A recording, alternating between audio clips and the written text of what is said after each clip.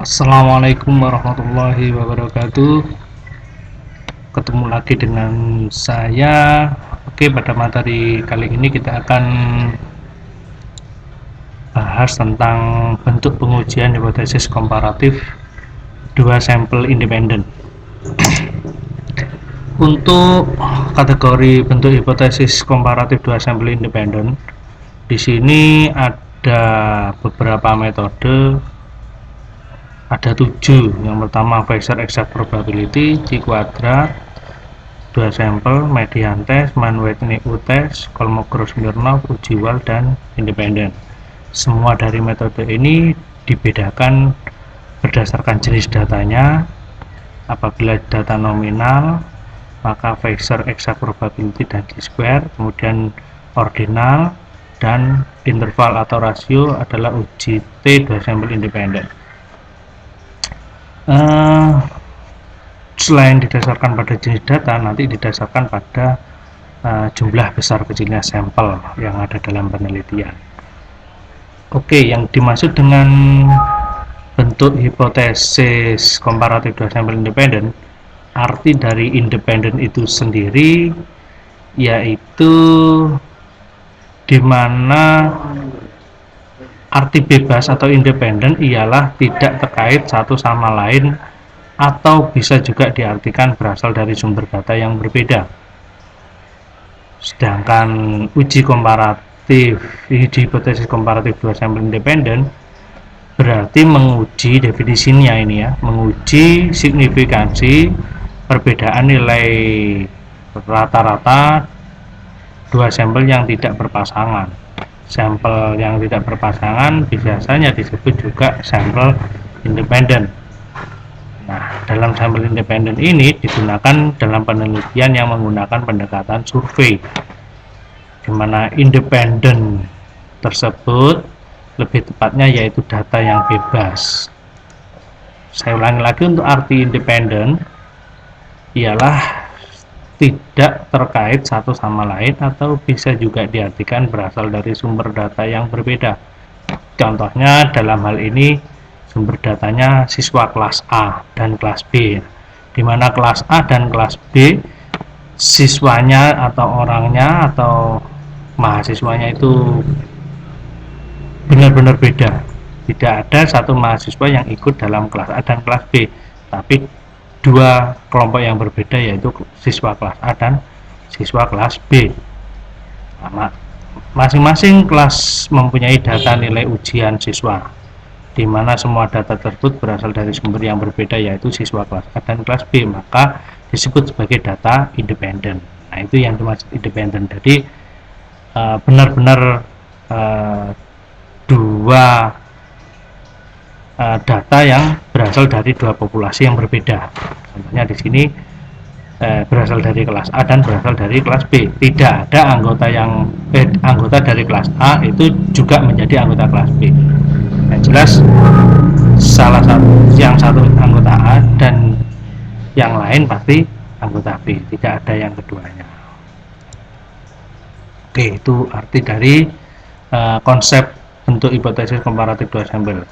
Untuk metode yang pertama kita akan bahas yaitu uji Fisher exact probability.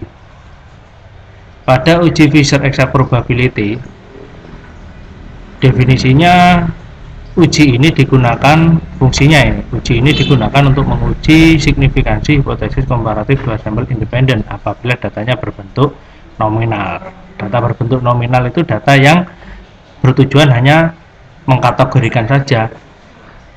Jadi data tersebut tidak ada ranking di dalamnya. Dalam Fisher exact probability ini sampel yang digunakan kecil, yaitu kurang dari 20. Perhitungan menggunakan rumus manualnya, yaitu rumus tabel kontingensi seperti ini, dibagi menjadi dua dari data yang ada, dibedakan berdasarkan nilai mediannya ini. Yang satu di atas median, yang satunya di bawah median. Nah, rumus manualnya seperti ini, sehingga menjadi nanti rumusnya seperti ini, menggunakan faktorial.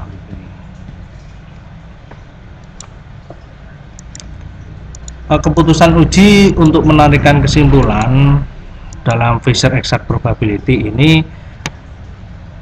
dengan kriteria apabila nilai H0 ditolak dengan ketentuan nilai statistik ujinya harus lebih dari nilai tabel atau signifikansinya kurang dari nilai tingkat kemanaan, yaitu ketetapannya 0,05.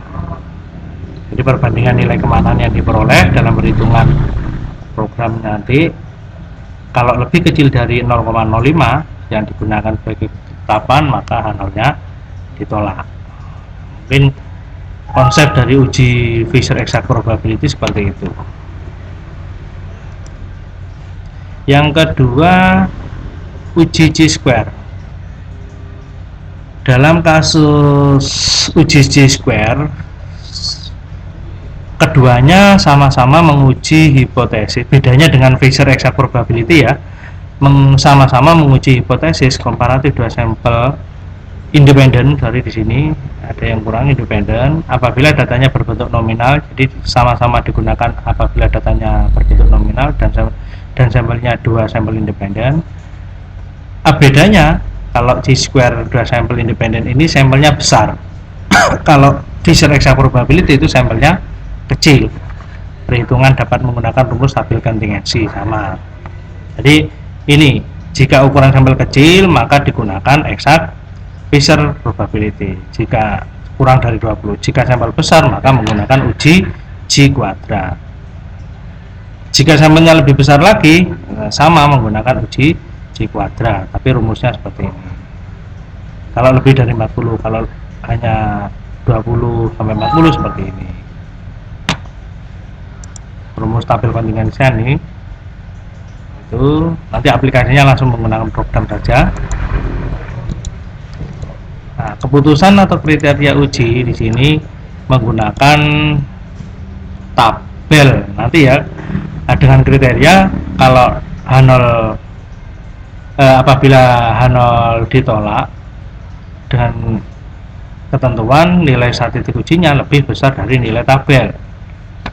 Dalam hal ini nilai statistik ujinya berarti nilai Chi-square nanti dibandingkan dengan nilai Chi-square tabel untuk uji Chi-square dua sampel independen ini.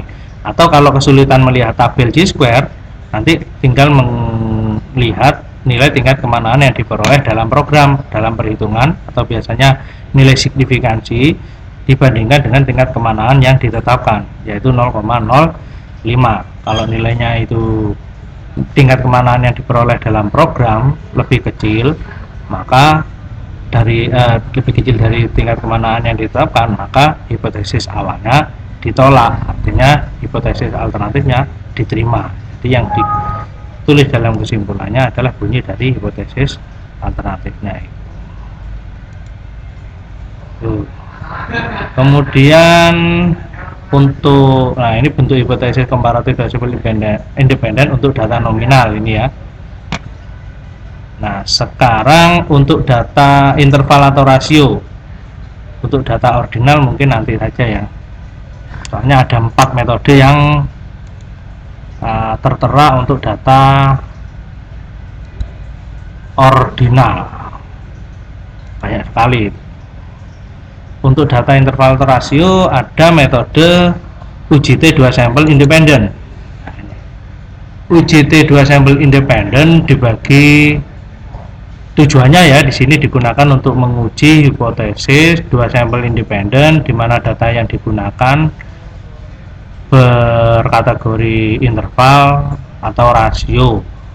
Sampelnya jelas 2 sampel yang independen. Nah, pembagiannya di sini dibagi menjadi 2 menurut homogenitas variansi kedua sampel. Nah, untuk menentukan apakah datanya homogen atau heterogen, maka digunakanlah uji F dengan hipotesis H0 variansi homogen, hipotesis alternatif variansi tidak homogen atau heterogen. Kalau dihitung manual seperti ini. Nah, dengan kriteria ini, kalau F hitungnya lebih kecil dari F tabel, maka H0-nya diterima, artinya variansi homogen. Nah, kalau variansi homogen